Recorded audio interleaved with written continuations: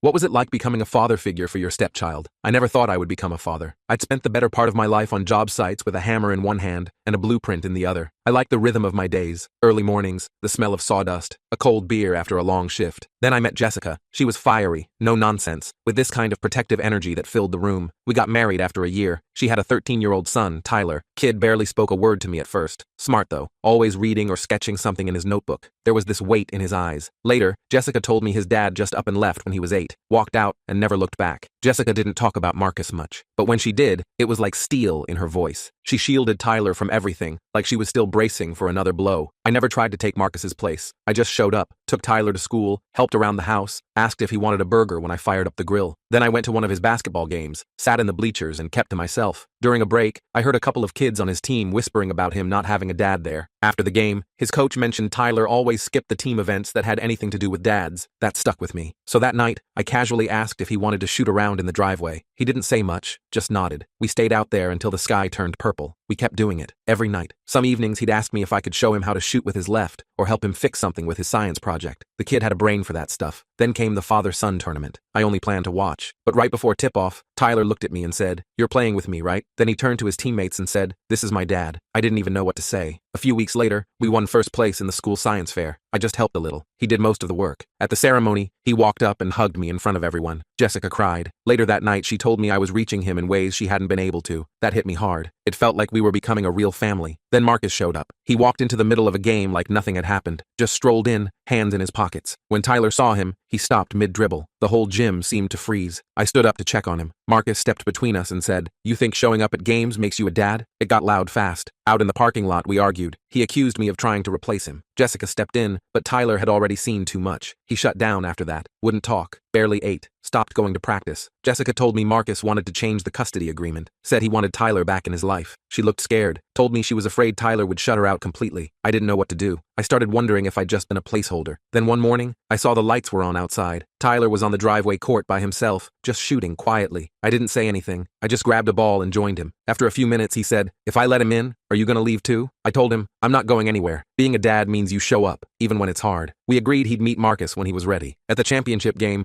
Marcus came and stood way in the back. Tyler saw him. Then he saw me. He played his heart out, scored the winning shot, and when the buzzer went off, he ran straight to me.